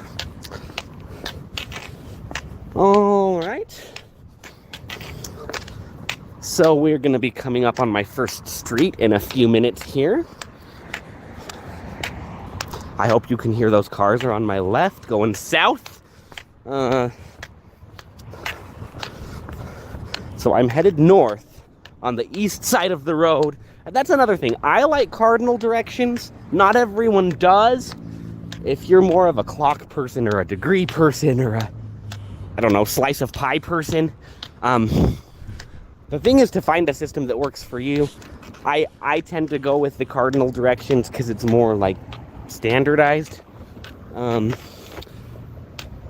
whatever one you know, whatever one you use, you have to take things people tell you with a grain of salt because most other humans aren't going to understand it. And I don't know if you can hear, I have the chirpy light going, which means this would have been my time to cross the street. But I wasn't really paying attention, so I'm going to wait for the next cycle to go so I don't get smashed into a pancake. That might be fun for you podcast listeners and YouTube watchers. Wouldn't be for me. So I don't know if you can hear that little cuckoo. Now my perpendicular traffic is going. Now, if you have Audible stoplights, I know there are a lot of opinions on those in the blind community, and mine tends to be, I think, somewhere in the middle of the extremes. You know, people on one side will say, sometimes intersections are so bad you need those to know what you're doing. And that's true. I think it's rare, but it is true. Then sometimes other people will say, well, but, there we go. I've got parallel traffic and the light, so I'm crossing here. You know, but sometimes other people on the other side will say, oh, you know, you don't need those at all. In fact, they hurt because you need to listen to the traffic and not the stoplight. I think both of those extremes are kind of right and kind of wrong. To where those Audible... Yeah, can you hear that cuckoo? I made it across in plenty of time. It's a useful third or fourth level tool after the other tools. So what do I mean by that? I definitely think it's more important to listen to traffic, but, you know, those Audible signals are going to be right 18 or 19 times out of 20. And when they aren't, a lot of times it's just because drivers are being dumb. So, you know, I don't really think it's the case that it's useless. I just think it's not the most important indicator. So if you have Audible signals, don't ignore them, but don't rely on them completely either. Especially if it's a quiet street and you don't get very much traffic on your sides to know when to cross. Those can be very useful. But at the same time, you know, you have to be listening to what's around you also. Otherwise, it's going to screw up sometimes and you will probably die. Or maybe just get your cane ran over. Or your foot ran over or something. All right. Oh, I actually don't like the way I did this. I'm going to be crossing a busy street here, so I'm actually going to loop back around to be walking north on this somewhat busy street so that I'll have more parallel traffic when I cross the busy road. I'm far enough, well, I'm close enough to the corner that I can loop back and it's not a big deal at this point. I would have been crossing like a, 8-lane street or something with not a very good light, which, is doable, but I'm already paying some attention to the recording. I'd rather have more parallel traffic, so that's what we're gonna do. Sorry for the extra 30 seconds, but we're just about turning north again.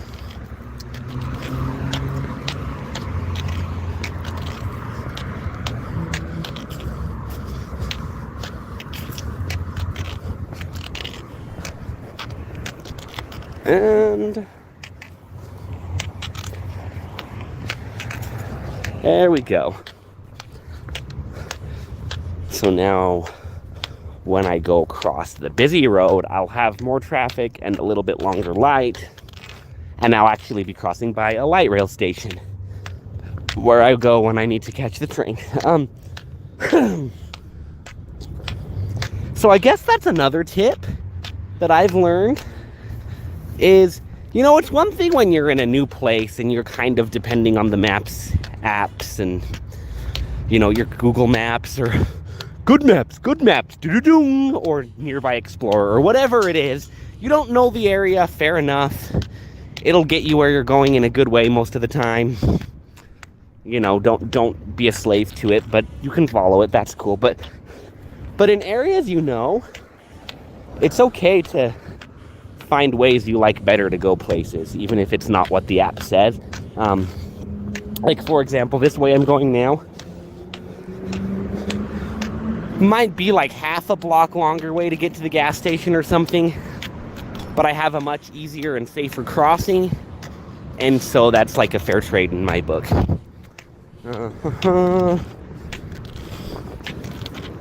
The street we're walking along now is called 200 East.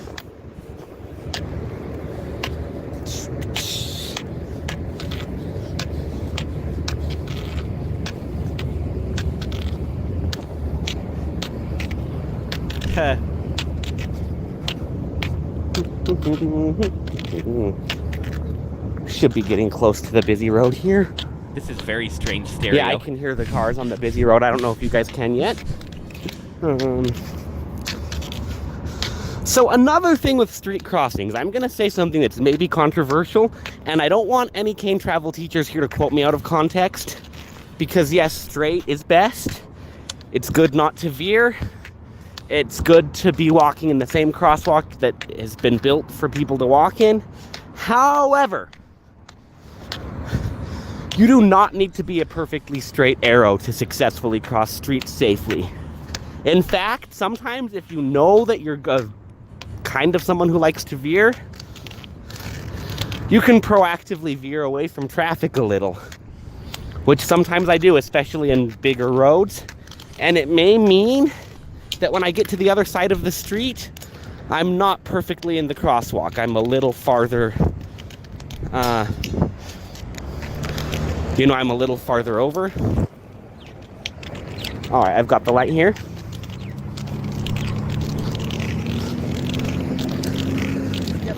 But that's okay. Hello. Yep. I was actually a little far over that way, so I'm going to move closer to the crosswalk.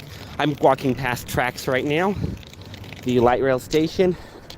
So I just did that. I just veered a tiny bit away from the parallel traffic, and more than I usually do. It's not something I recommend doing necessarily, but it's a lot better than veering the other way. So if you're somebody who veers,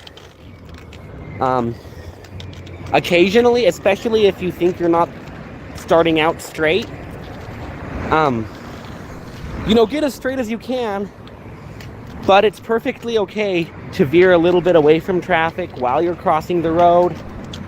And then if you end up on the other side of the road, a couple steps out of the crosswalk, but away from the parallel cars that you're crossing the street with, that is a win in my book. And yes, sometimes I do that. All right, so we've now got the very, very busy street called 400 South on my right-hand side.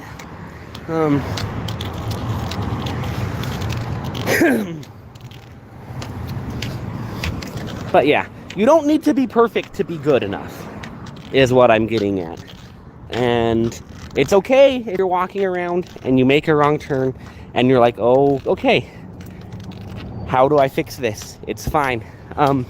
In fact, sometimes that's a great way to find some new stuff that you didn't know was there before, if you end up turning down a street that you weren't expecting to or something.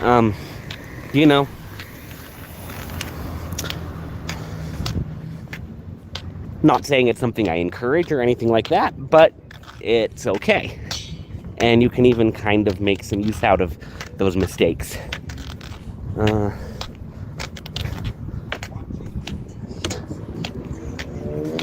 We are passing by something. I think this is called Cafe Ebola. They don't have any food. but they have fantastic, fantastic coffee. So if that was what I wanted, I could have stopped here.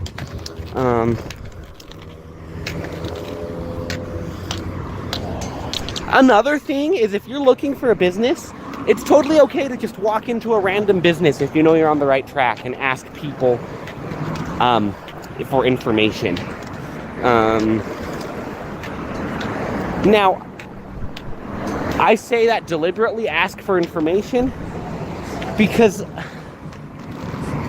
if you just tell people where you're wanting to go, they're probably going to either want to take you there, at least that's how they will do it in here, Mormonville, Utah. You wouldn't believe the amount of people who offer me rides who are like complete strangers here. But anyways, I think it's always better to ask for information than straight directions. Unless you're very close to the thing and you know it's within somebody's line of sight, then then you can probably just ask where this thing is if you can't find it. But I tend to get much more mileage out of a question like, what street is in front of me? As opposed to, where is Main Street? So that's something I've learned, is when you're getting directions from people, it's good to ask for as limited specific things as you can. All right, here's parallel cars on my right. This is the busy road. I don't have a chirp chirp, but I don't need one because I've got a crap ton of parallel traffic here. You should be able to hear it on my right.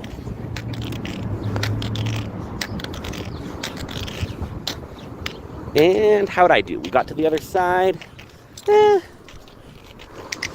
Was about half a cane sweep out of the crosswalk away from traffic. That's acceptable in my book because I'm not a perfect straight arrow and you don't have to be. All right. So this gas station is interesting. It's on a corner, and I remember one of the entrances into it pointed me right towards a big old fence. So, if you're looking for an address on a corner, it's almost sometimes good to first try the other street other than the one the address is on. So for example, this address is 309 East, 400 South.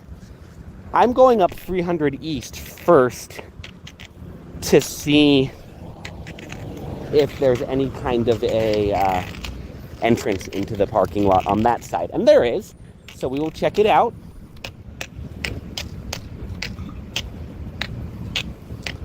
Now, I'm not here to knock anyone's cane preferences, but I wouldn't be able to get around without a metal or a ceramic tip on my cane. I happen to have a metal one now on a straight style NFB cane. I've also used ceramic tips on the Ambutech Evolution style folding canes. But I don't know if you can hear. That's an... Hello, people. That's an echo off the building, right? So that's how I know there's something in front of me. Now, I'm hoping this is the actual gas station. Nope, that's the fence. So it sounded like a building.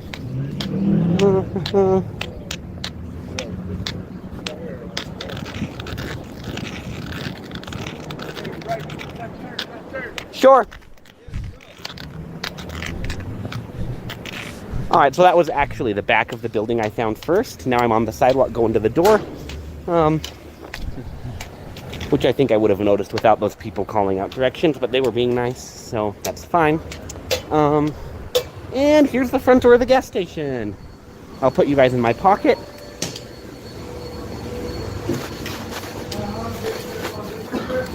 Everywhere.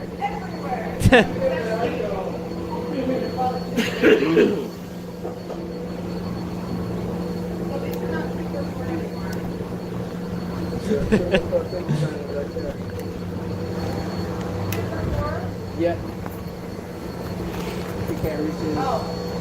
Well, they're not bringing up before, but that's okay.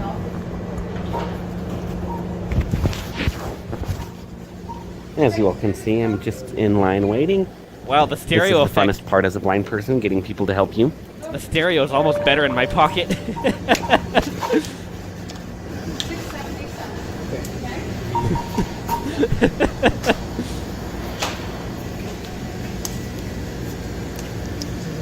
Yeah, the stereo's more realistic in my pocket. 13.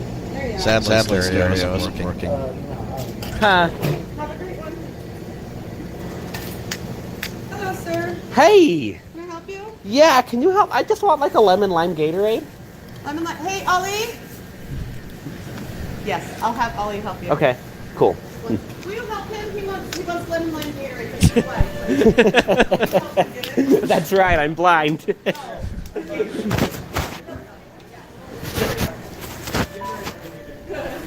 Me? Lemon lime. Lemon and lime? Yeah, or orange is fine. Yeah, on my end, the stereo is green peas. actually Like much green better. tea. Yeah, I want one of those too. Thank you. Yeah, a lot of times I like to go with them, but you know, it's busy enough here that I'm not going to argue this time.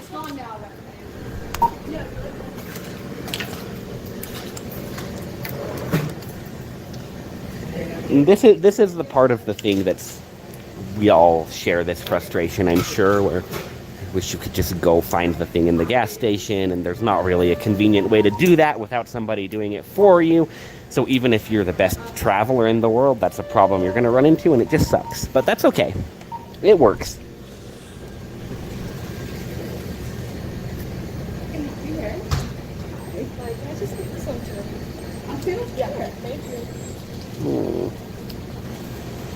So I got you this untreated pure leaf, no sugar tea. That works great.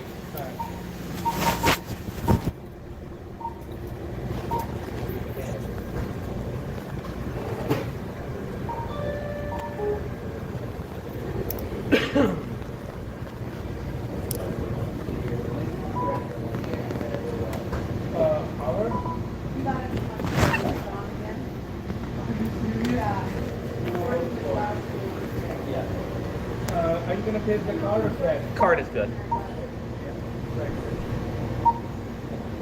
There we go.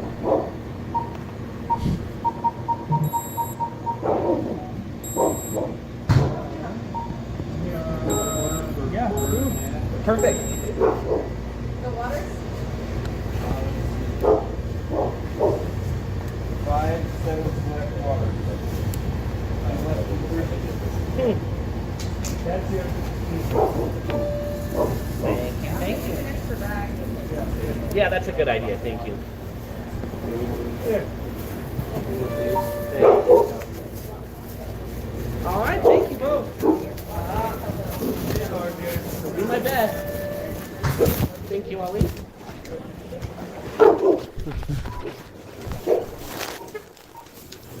All right.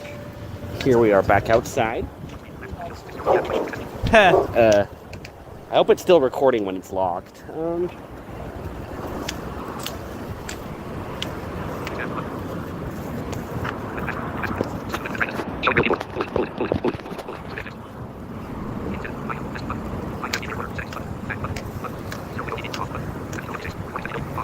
Okay, good. We're still going. Perfect.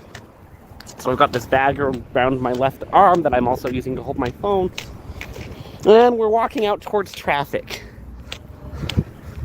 See, that's another thing. I think a lot of times travel instructors, mobility teachers will overemphasize the importance of orientation and remembering exactly where everything is. Now, don't get me wrong, that's useful. But if you're not great at it, like I'm not great at it, you can still like hear where the traffic is and know like, okay, I have to walk towards the busy street. And then maybe when you get there, you're not quite lined up with the driveway to the parking lot, so you got to move around a little bit on the parking lot edge until you find the exit. That's totally fine. Some people will tell you that's not efficient, and maybe it's not, but it's better than staying home, and it doesn't add that much time. So if you're not the best at mapping your surroundings, that you can still be good enough. Okay? Oh, that guy turned. Don't know if you could hear that person turn in front of me.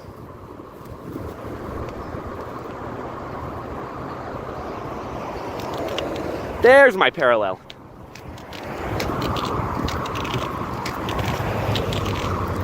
On my left this time. Now, I don't know if you can hear the car that has stopped on my right side, but sometimes when you're crossing roads, now in America, because the cars are moving on the right side of the road, it's always on when the cars are on your left, you can hear, when your parallel cars are on your left that you're crossing the street with, here in America, when you get to the other halfway across the street, there is, there are like blocker, they call them blocker cars, I don't know why they call them that, but they're cars waiting for their turn to cross the street, so that can sometimes help you stay straight. But in my mind, straight is kind of a moving target. It's straight enough, right? You don't want to be walking into traffic. You don't want to be outside of the crosswalk if you can help it, and you certainly don't want to be so far outside the crosswalk that people are freaking out. But I don't think straight is absolute. And it's okay to veer a little away from traffic when you're crossing a road. And I think I've said that enough. All right.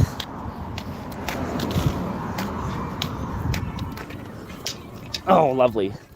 That's the problem with these NFB straight canes, is you kind of have to hold them very loose. And so sometimes if they hit something just the wrong way, you drop it on the ground and you have to pick it up again.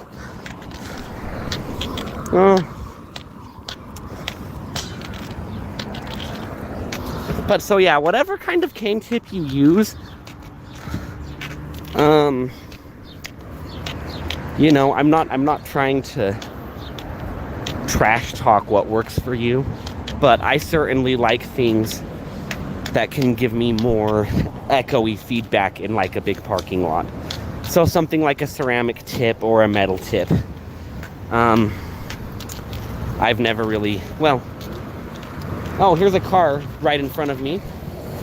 Okay, he moved. Thank you. Pardon? Sorry.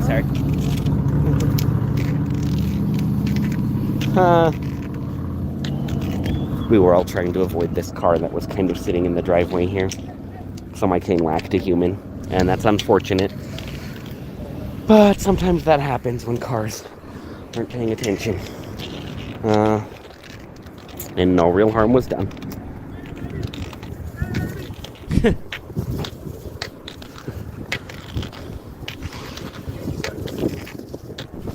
Yeah, you're okay.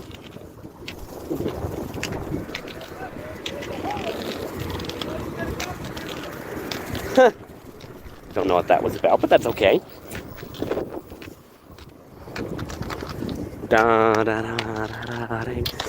All right.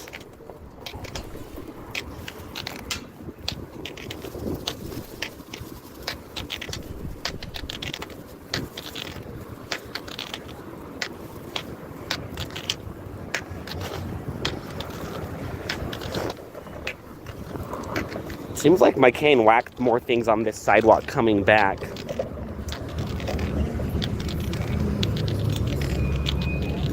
But it does look like I'm still on the right road. The sun is where it should be.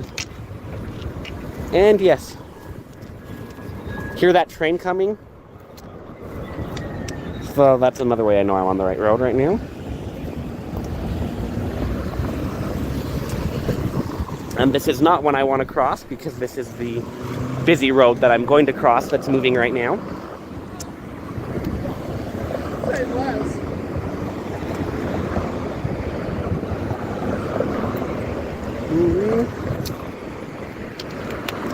This light sometimes takes a minute, so we got to be a little patient.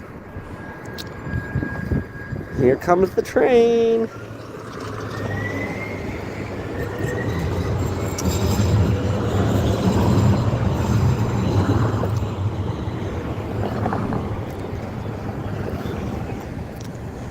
I ride that train quite a bit. Light should change in a minute. That was just a turning car. And it's going on the other side of the road.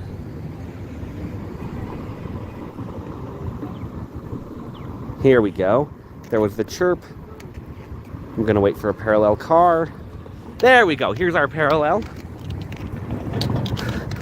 So a lot of times, even though I hear the chirp, I'll wait for some additional confirmation that it's actually my time to cross.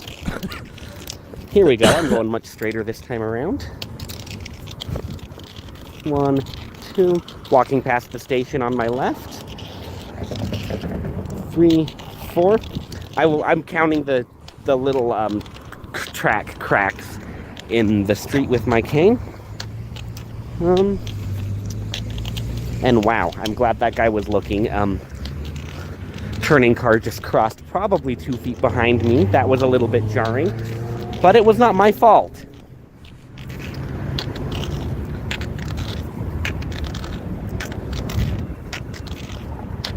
All right, so now we're about a block away from my apartment.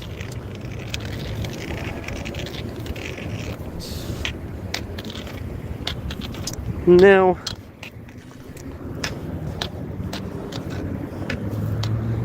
I know some travel teachers or mobility instructors will talk a lot about shorelining, which is a very strange name. I don't know where they came up with that. We're not by water. This isn't a dang ocean. And that's the idea that you have to constantly be tapping, you know, on the left or absolute left or right side of your arc with your cane. You got to be tapping the grass, depending on which way you're walking. I don't really buy into that, unless there's a specific reason. Like, let's say I'm looking for the next driveway or something. Then sure, I'll keep more track of the grass I'm walking by. But generally, when I'm just walking down a sidewalk, you know, I may occasionally find the grass with my cane every like 10 or 20th sweep back and forth. But I don't really see the need to like be married to it. That's a fun little, don't know what that little metal thing was in the sidewalk that my cane was whacking, but there we go. And in fact, sometimes it's more useful to go the other way and move as close to the road as you can on the sidewalk you're on, just to make sure you know kind of how wide it is, where the curb is. You know, it might freak people out because they think you're going to walk into the road, but especially as a cane user, and it's all about finding the obstacles that you don't want to hit with your body, but sometimes you want to be doing the opposite of that shoreline technique, and sometimes you want to be walking towards the road while not going into the road. That's sometimes a very deliberate thing I do, and it kind of makes me laugh at this point because I sort of know when people watch me doing that, they're going to think, oh my God, he's going to die. You know, people sometimes yell at me, like, whatever. That's just kind of the... Most people don't. I think at this point, most humans know that I kind of know what I'm doing, but not everybody. There are certainly enough. And I'm a little surprised this walk went as smoothly as it did without anybody yelling at me. Especially because I did one street crossing that wasn't perfectly straight. I guess that guy did yell at me a little. And here's the street closest to my apartment here. Sorry. Oh, you're fine. You pressed the button? Yeah, I did. Still waiting on it. Cool, thanks. No problem. There we go. That's good now. Yeah, I'm just going to wait for that car. There we go. Yeah. See, like that a lot of times, even when people tell me it's good, they're probably right. But I've had enough times in my life where they aren't, that it's like, what was that old thing Ronald Reagan, the American president, said? Trust but verify, you know? Part Pardon me. You know, like that guy was perfectly right. I could have gone. But I always wait just a second until my parallel traffic goes. Just as kind of, you know, I'd rather have people think I'm crazy than die. And since I can't see the light, that's what I gotta do. So I guess to summarize my few random tips I've been saying as I've been walking. First is straight is relative. You don't need to be perfectly straight as an arrow. You just need to be straight enough. And if you're someone who tends to veer, make yourself veer the other way. And then over time, if you're anything like me, over time you'll get straighter. I'm not perfectly straight yet, but I'm much straighter than I was a few years ago. And the times I veer too much they still happen. I will still occasionally veer into traffic, but it's maybe now like once or twice a year that happens instead of once or twice a week. And when that happens now, I'm a lot better at noticing quick and fixing it. So that's the first thing. Straight is relative. It's not perfect. The other thing is traffic lights are a tool, but they're not the most important tool to use. You know, but they're still useful in addition to traffic. And then I guess the other thing is if you're not good at orientation, you can still probably be good enough just by listening to things around you and making educated guesses. Here's my apartment complex. And then the other thing is when you're asking people for things, ask them about things they can see. And don't ask them how to get there, ask them where it is. You know, ask for information, not directions. Unless you know you're very close to something, then directions work. That's sometimes. That's kind of my take on that. This part's fun. And I mean, I could go more into like specific cane techniques I use or whatever, but oh, I walked too far. Where are the stairs? There are the stairs. I was walking into like our exercise room. And I've lived in this apartment complex for almost 2 years, and I still do that sometimes. So that's another thing that I think I've noticed with a lot of mobility instructors is they want to teach you to be very, very good at going a few places as efficiently as possible, when I kind of think the better option is get good enough at going lots more places efficiently enough. You know, and there are good and bad sides to each approach, but that's kind of my strategy. Is it's not so bad to get lost. You know, the getting unlost part can be very educational, and actually I've learned quite a few things about my city those times I've taken a wrong turn down a street I wasn't expecting to. Now, obviously, that's not something you want to do all the time, especially when you're on a schedule, and time is money and whatever else, but, you know, while that's all true, I think we get enough of the other side of that attitude in the blindness world.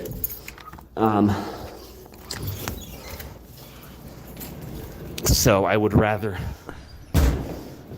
kind of show the virtues of the other side of that equation. But, yeah. Here we are about to my apartment. Got to get on the podcast in probably about a half hour. And I've got to figure out what the hell they left me on my door. So, we are going to... I guess we're going to unlock the phone.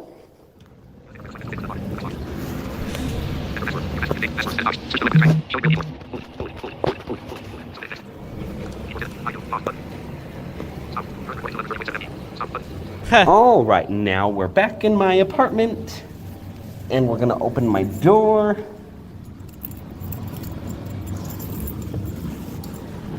Except not quite.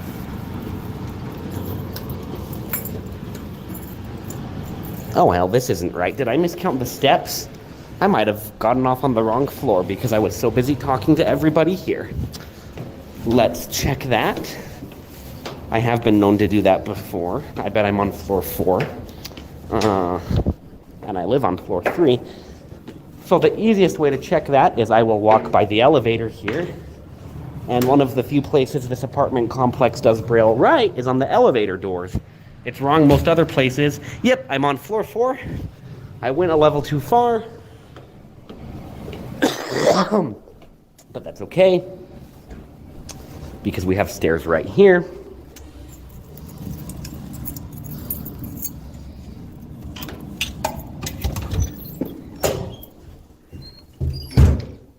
And no big deal. Cost me about a minute of my life. Oh well. And Nimer and I have had this conversation a lot before where he's like, those minutes add up. And it's true, they do. But I don't think it adds up so much to where it's not worth going out and doing what you want to do.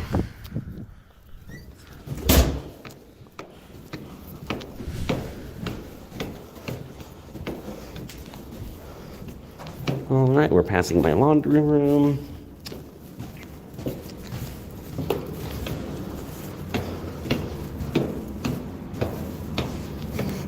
I'm glad that apartment was locked, otherwise that could have been very funny.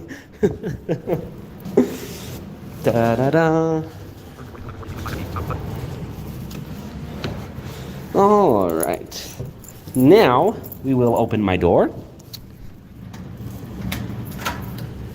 And here we are. Home, sweet home.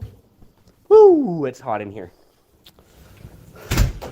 Gonna open a window. All right. This has been Kirt Gets Lost and Pretends to Keep It Cool, otherwise known as Blind Tech Adventures. There we go. Very good, Kirt. Very good. Oh, I need to stop the screen share. Oh, yeah, that might help. There we go. Well, that was a success because you're still alive. Uh-huh.